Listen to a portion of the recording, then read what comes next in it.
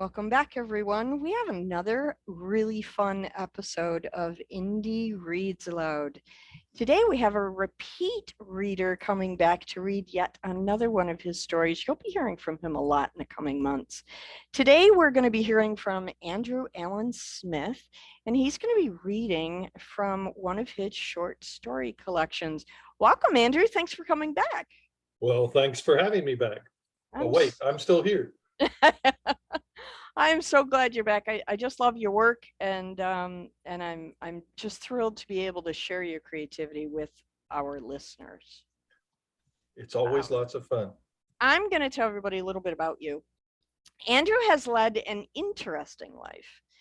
He has experienced a myriad of events and dreamed vividly each night about adventure, excitement, and more. He quickly found that it was fun to record those experiences, to write and remember in both poetry and story. Using that writing became second nature, and he began to tell the stories that had happened or had been dreamed, and enjoy a moment with someone only to create yet another story with them. And on it goes. Hanging out with Andrew is continuous story for anyone who has met him. Andrew is the author of 11 books and so many more in process in various genres, including the Masterson Files, a 5-book action adventure series, A Slice of Passion, which is a poetry collection, the Slice of Fear series, which you'll hear a little bit from today, which is a collection of suspenseful short stories, The Theft, which is a collection of action and adventure short stories, What Not to Say to People Who Are Grieving, which is a spectacular supportive resource for people experiencing grief, and Adam, a romantic thriller, and the first of the Eternal Forever series. He has also contributed to several anthologies and poetry and short stories to benefit charity. You're just amazing, all the stuff that you do and the stuff you produce, and I'm really looking forward to the next book in the Eternal Forever, just for the record. Oh, well, it'll be fun. It will be. Morgan lives now. Tell us a little bit about Another Slice of Fear. Well, I wanted to take A Slice of Fear even further, and I spend a lot of time with a little bit of horror in my head. And as I did so, I found that I continually write short stories. Some of them were prompted, where people had either posted some type of picture or some type of story prompt, and some of them were just ideas that I had. So, for example, the story today that we're going to read, called Monster, was we were doing an event. It actually was one of your events, and there was a little girl on there, and I was writing back and forth to her mom and to her about she should be scared because of all the people that were on, and she and her green hair were being so brave and out there, and I had this idea come to my head and wrote first a very short story, and afterwards took it a lot further. It's actually quite long for a short story, and it went some places that I didn't expect. But in the first Slice of Fear, there were 15 short stories of suspense, terror, and excitement. In the second book, there are 16. And the reason there are 16 is I wanted to have at least 15 short stories in each one of the anthologies. And the 16th was I had received a significant number of letters from people about a particular story called The Edge. And so I took it a A little great bit further. story. And that story went further with a follow-up called Edges, and it just kind of has a life of its own now. So yeah, it's fun. It's fun writing the short stories. I am turning a few of the short stories that I'm writing for the third book, Yet Another Slice of Fear. I'm turning a couple of those into novellas, and one of them may end up being a full novel before it's over. Very cool. Oh my gosh, you are so busy writing so many different projects. I'm just super impressed with everything that you produce. And your generosity in coming back to read again and again. I'm very, very thankful for that. What was your Monster's a little bit longer than our typical short stories, but I really want everybody to hear it because I just think it's a spectacular piece of writing. It's so multidimensional. What was your favorite thing about writing this particular piece? Well, anybody that's met me, I make a statement sometimes that I am a monster, and some people laugh about it, and some people say no. But it got me thinking, what is the definition of a monster? Where is the line? And so many people look at things like Godzilla or Frankenstein or King Kong, and those are monsters. But I wanted to define a monster far more thoroughly, I guess. And it's been interesting, the professional reviews I've got, the reviews that some people have sent, and they they all see Monster as a different story. Even though there is a single story, there's several stories going on at once. And one of the more interesting things is I now have half a dozen letters that ask what the creature looks like, because I'm Mm, very careful with how I approach that. mm-hmm. There are certain things that are defined, but not heavily, because I don't want to turn it into something that you would think is monstrous. We have to determine what a monster is. Yeah, I love that you leave that to the reader. I love that you let the reader interpret the word monster. Absolutely. I think that's a critical part about this story. Before we start doing spoilers, because oh my gosh, I could talk about this piece for a long time. I would love to hear you read it. Would you please take the microphone and read aloud for us? I will take the microphone and read. Here we go. Monster. I survived. It had been untold millennia since I was, and it will be untold millennia before I am no more. I have struck terror into nearly every creature that has ever been on this world. I have been the stuff of legends and far more. I have thought for thousands of years that I have lived so long because even death is afraid of me. I see death often. Even his shadow cannot hide from my watchful eye. Somewhere in the midst of it all, I found myself in this sideshow. I sit in my cage with reinforced bars of the metal the humans call steel and wander through the days. I am not truly a prisoner, but instead am imprisoned by my own thoughts and held captive by so many that have gone before me. In cages around me are numerous creatures that have survived or hidden during the human age. Two pixies are in a cage near me, and their incessant buzzing is often annoying. When I look their way, they are silent, as they remember the time long ago when I nearly destroyed them all for their annoyance. I look to them with sadness now, for all they ever wanted to do was find a way to make me smile. Near the pixies is a baby dragon. It has not grown since I have been here, and I fear it is stunted and will be a prisoner for many of its long years. Sometimes the dragon sings, and I am reminded of a time when dragons were scattered across the sky. Their songs were beautiful and told the stories of the 10,000 years that they ruled the world. That time was gone in the blink of my eye, and I had not seen another dragon until I came here. In another cage, there is a misshapen unicorn. Her near perfect horn sits atop a body that seems to be racked with pain. I can see that either her legs had formed wrong or they were broken at a young age and never healed properly. She stumbles in the cage, but does not give up. She is proud to be alive. There are dozens of other cages, and each holds something I know of or something I had thought long since gone. All of them fear me, for many know the stories of my rage and the tales of my past. I have many names given to me by the creatures of this planet. All of them can be summed up in one human word: monster. I am not burdened by a fear of death, nor a fear of life. I am not burdened by fear. Instead, I am the harbinger of doom, and when I find something in my path. For untold eons, I simply walked the planet, eliminating anything that I wanted without regard to the past, present, or future. The humans are almost unique.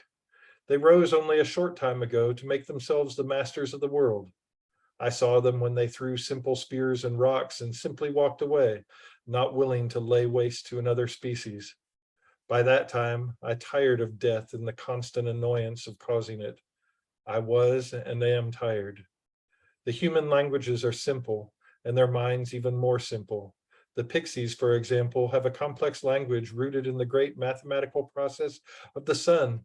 They can communicate great amounts in a very short time with tremendous meaning. The dragons communicate by song, and many of the great old dragons lived long enough that they no longer feared me and instead sang to me of my many adventures, of my facing the giants of the age and resetting the sea to stop the great monsters of the deep. The old dragons were wise and nearly fearless. The young dragon before me barely sings and seems beaten down by captivity. Someday the dragons may rise again, as they have several times. Their long cycles in the egg are well beyond the existence of humans. I could not tell you how long I've been imprisoned by this one called Marlowe. I was sleeping, and he had a group put me in this cage and brought me here. They cannot harm me, nor can they possibly understand what I am. It seems like only a moment for what is time to me when I have nothing but time. Marlowe sells tickets for other humans to gawk and cringe in terror at my visage. I have not left simply because I have nowhere else to go. It is enough to be amused by the interactions of the humans. I stay and am as I have become, full of apathy and overcome with the sadness of the ages. Once I had no fear and was driven by limitless anger. Now I long for a challenge, or at least a moment to find purpose. Each season, new groups of humans come and wander among the cages. Marlowe guides each one, telling story after story of the dangers he faced, finding the rare, legendary creatures of the past. I was mildly amused with his story of me, considering he described our horrible encounter and how he subdued me with his might. I wonder if the other humans would have been as entertained, knowing I slept through the entire ordeal. I wonder if their screams would amuse me if I stood and destroyed the cage that holds me with but a shrug. Thousands upon thousands of human males and females roll by, and I become less and less interested. I would sleep until they destroyed themselves or until the one called Marlowe was gone. It would be the blink of an eye in my life. But something keeps me looking at this group of others. Perhaps there is another purpose I have yet to consider. As a new season starts, we are once again in a huge building called a warehouse. This time I was met with someone new. A young human girl was hired to sell tickets, and she watches over us at night, feeding the different species and talking to each. I will never forget the first time she came to my prison. She looked at me and smiled. I was familiar with the human smile from Marlowe when he collected his money and took advantage of those in his sideshow. This one was different. She looked at me, smiled, and said, "You don't look very happy to me." She sat in front of my cage and began eating a meal in front of me. I thought about happy, the word that was easy in their English, but I still did not understand the concept well. Happy is a word that perhaps means content, or perhaps satisfied in something, but not content. It is a word that has no good meaning for me. I look at her side to side, considering happy once again. As I have heard it spoken to children and others, aren't you happy we came? I hear often, and also, you will be unhappy when we get home, to the wailing child. Happy seemed to mean so many different things to so many different humans. Perhaps I was only happy when destroying, or perhaps I have and never will be happy. I truly did not know. The human girl was unafraid and visited with me for longer. I do not truly need to eat as most creatures do. Instead, I have a choice, and sometimes I eat only a few times a year. I do not know why. The great monsters of millions of seasons past ate constantly, while I eat almost never. As this girl sits in front of me, talking to me in her language, I actually feel a little hungry. It is the first time I felt that way in some time. She was right next to my cage and had little squares that she was crunching on. My hand was as large as she was, and I reached out through the bars to take one of the little squares. She struck my hand. I did not move back and left my hand there while she waved her finger at me. "That was not polite," she said. I considered the meaning of that word. I had never been polite, but I understood the concept. After all, I could take anything I wanted. She looked at me and asked, "Would you like a cracker?" I nodded in a way meaning affirmative for the human speak. The girl giggled and put a square in my hand. I put it in my mouth and was amazed at the flavor. I suddenly wanted another. I looked at her and nodded my head up and down again. She gave me another square and I ate it as well. Each time she would giggle, and each time I was amazed. She had no fear of me. I had never really enjoyed eating. It was just something I did. "My name is Emma," the girl said. "You're much smarter than Marlowe thinks, aren't you? You're not terrifying. I don't think you're scary at all." The girl was different than the others. She was small and perhaps only a few years. She told me she was 18 years old. I understood her language, but I could not speak it as I had never really tried. My vocal cords did not easily resonate as hers did, so it was more difficult for me to mimic their sounds. I could nod yes and no and acknowledge the child's words. She seemed excited that I could do this, and our interactions became more complex. After a very short time, Marlowe was yelling. It was time for her to go. She gave me quite a few of the crackers, and I enjoyed them. Now I was alone again and waited patiently for nothing in particular. The next day, Emma came back again, and this time she came to me first. She brought me some crackers and set them on a nice circle. I knew this was called a plate. It was a sign of respect that she put this snack on a plate. I sampled each. The flavor was unique, so I ate more. She talked to me about the other animals and began drawing on a pad of something she called paper. For each of the creatures, she created a likeness. I was mesmerized by her skill at recreating the smallest details as she drew. Emma then walked to each enclosure and talked to each of the imprisoned creatures. She was patient and kind with each, but she spent most of her time with me, talking about her and her future and how wonderful it was to meet me. I had not heard that in my entire existence. Again, Marlowe eventually yelled, and she returned to doing what she did in his service. I saw clearly that she, too, was in her own type of cage, but she wanted to get out. The next day, Emma came to me and again brought me crackers. This time, she put cheese on them. I enjoyed the taste even more. It was interesting that a human would show so much interest in me. I began noticing things about Emma. Her hair was a different color than everyone else's. It was obvious she had colored it green, and it was equally obvious that not everyone thought it was a good idea. Marlowe and some of the others mocked her and did not treat her well because she was different. I know how she felt. I was perhaps the only one of my kind. I had never met another. It seemed my purpose was simply to exist. I saw things come and go, and death took others, but I knew death feared me. Emma walked to each creature again, then finally came back to me. She talked to me until Marlowe again yelled at her.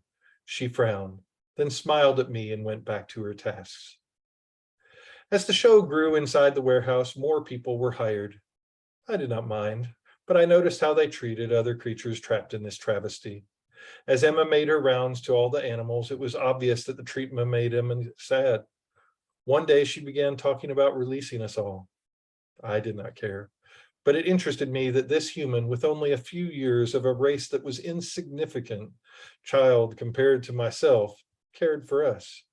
She asked me what to do as she sat next to my cage while I dutifully ate my crackers. She answered for me and planned what she was going to do. For someone so young, I was impressed with her plan to release us all. I considered how I could relate to her, as I could release us all with a shrug, but I did not have the language. I tried to mimic some of the sounds, and she was excited, but could not understand me at all. At night, I tried to practice the sounds of the humans and mimic their voices. It was difficult, and the other creatures looked on as some of the sounds I was making began to sound like words. I was trying to let Emma know I could help and actually felt a purpose for the first time in untold ages. Eventually, one evening, she came to me and I listened to her telling me that she would release us today. I thought about it and considered perhaps that it was time to move on. Her plan was simple. She would wait until after the sideshow was closed and then take all of the creatures to safety. One of the animals, one I knew inspired the human legends of the Chimera, was ill. and Emma wanted to save it. She was sure that once free, the animal would heal and live. I shook my head no to her. She looked over at the animal, then back at me. My sight was far more than that of a human or any of the other creatures imprisoned with me.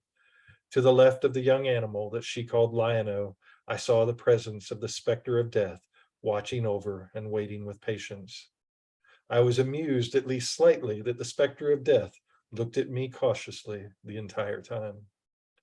Emma came back later and brought me crackers. She asked me if the animal was better, to which I shook my head no.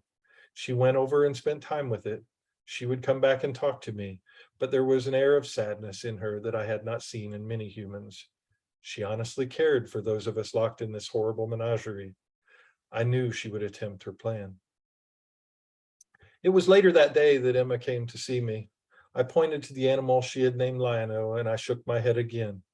Death was taking the animal's spirit as I pointed. To me, it was a release, and I was almost thankful that the spirit was free and now happy. To Emma, she saw the animal convulse and fall, then move no more. She cried, and I could see the emotions washing over her. She ran to me, and for the first time, she reached out and put her hand on my massive arms. It had been so long since I had been touched by anything except fear and anger. I did not move and let her cry. Her tears ran down her face, and I felt some strike my hand. Their warmth was chilling, and I could see her in a new light, as more than just a human, as a human with a soul. For so long, I thought I was the only creature with a soul. Marlowe came into the room. "Girl, get away from there. What are you doing?" he yelled. It was then he saw the dead animal lying in the cage.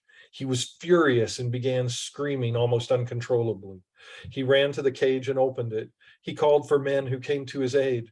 They pulled the carcass from the cage and worked to revive it, to no avail. Death had taken the animal, and there was no returning. He screamed over and over and walked to Emma, his face red with anger. "I should have known not to trust a child," he snarled. Marlowe pushed her aside and walked to my prison. He saw the crackers and took them, throwing them at the girl. "It was you who made the animal sick. It was you." "I didn't." Emma was still crying and now was scared. "I didn't do anything to Lion-O. You did. You treat them all so horribly." Marlowe reached back his hand and struck the girl. She fell to the ground, grasping her face.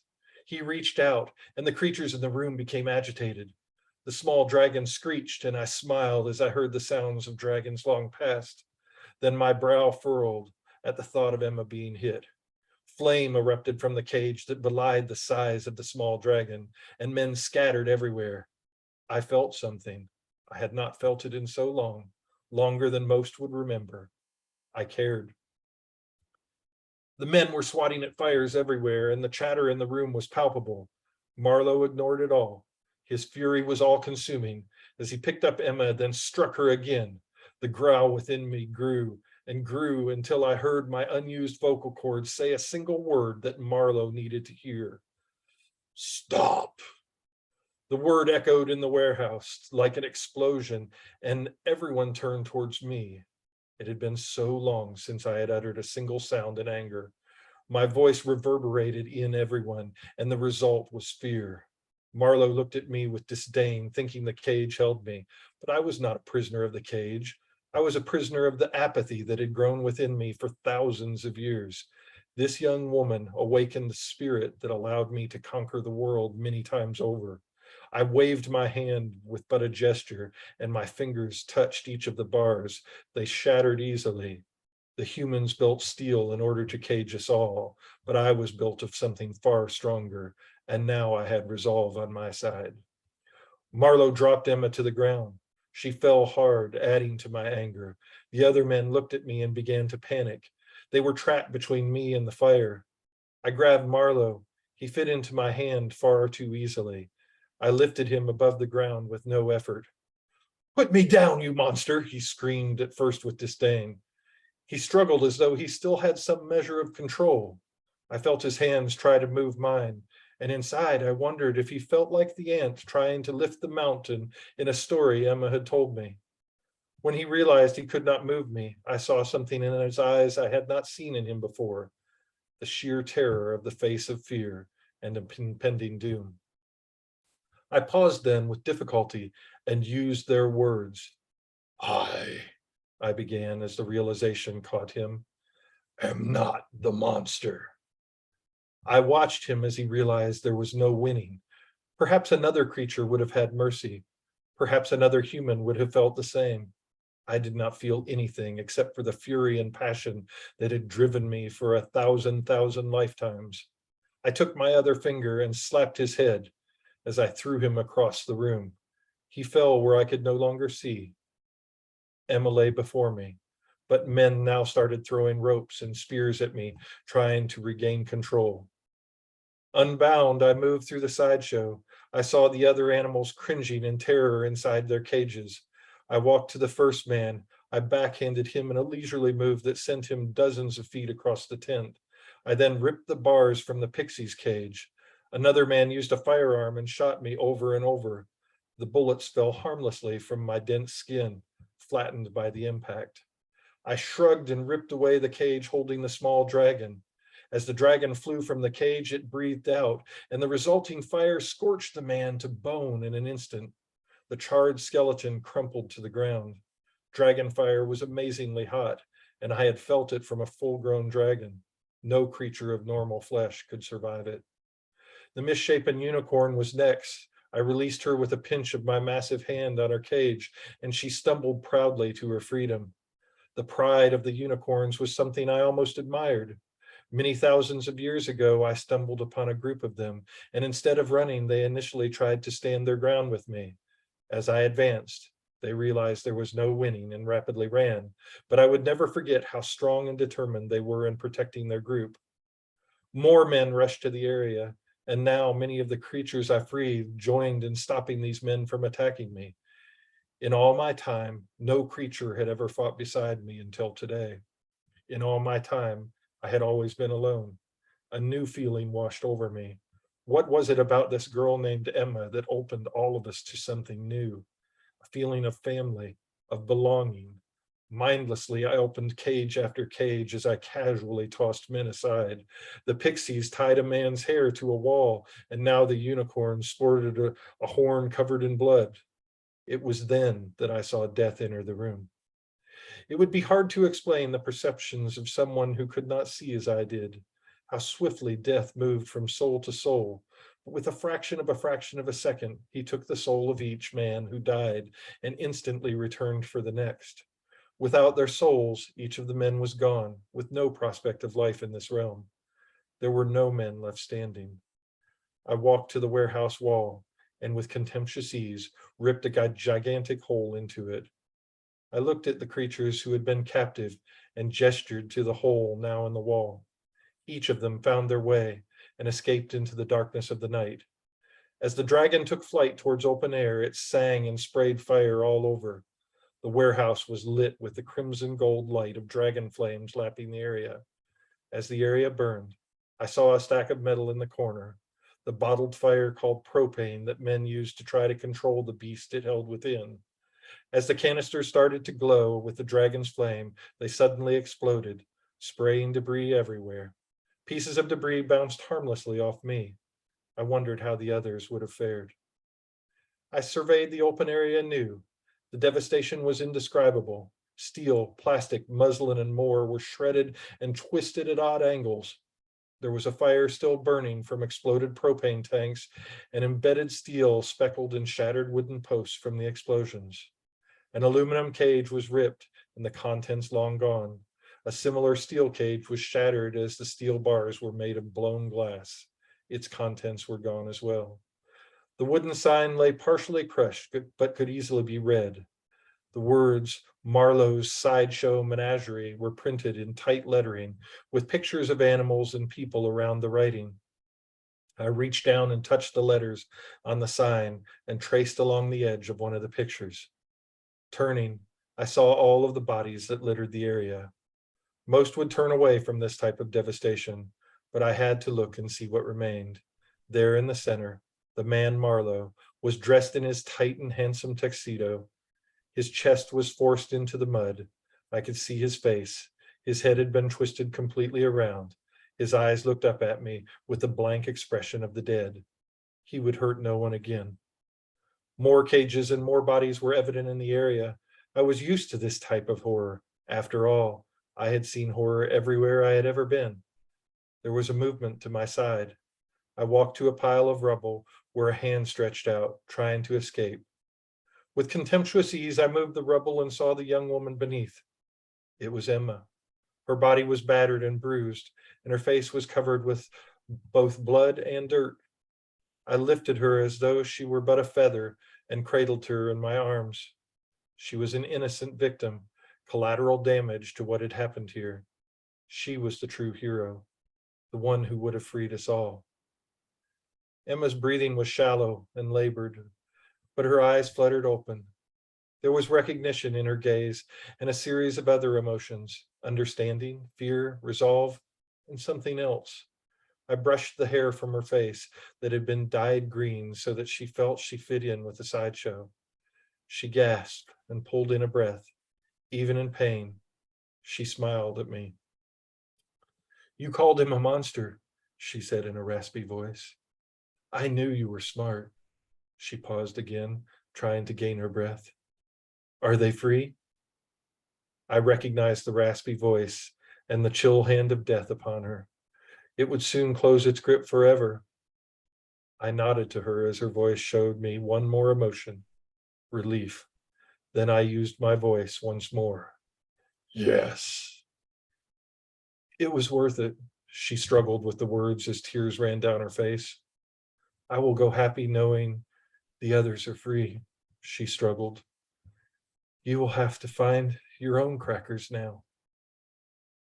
I nodded again to her, and the tears continued to stream, creating rivulets of clean skin upon her face. I felt emotions well up in me, and I too felt a tear try to come forward. But I who was and I would not cry. She saw my eyes and she looked at me. "Don't be sad for me," she said. "I go to a better place, and Marlowe will no longer have any of us in his money-making slaves." Once again I nodded, and her head shifted slightly. I held her with a tenderness that others would not understand. She coughed and blood sprayed from her mouth and dripped from her chin. I tried to wipe it away, and she smiled. I watched her grasp and try to pull in air as she looked me in the eye. There was no fear at that moment, as she convulsed only slightly. I saw death enter the room and approach. I knew he was here for her. Death was cautious as he approached, and my suspicions were confirmed. Of all the creatures of this planet, I would go on for all time, as death truly feared me. I considered my life and everything I had seen and all the things I had done. Through it all, I was driven by the anger that I had never understood. Perhaps it was the anger of being alone. Perhaps it was the anger of being what I was. I didn't know for sure, even though my wisdom spanned close to the life of this small planet. Death approached, and something new wailed inside me. And in a moment, I opened my mouth and growled, perhaps even screamed. For all that I was, this human child had shown me what I could have been. I would not let her go. The mist parted and the specter of death cocked its head to the side. He looked at Emma, and I thought death smiled. A dark mist rose, and death retreated. Below, I heard another cough as Emma fought for her life.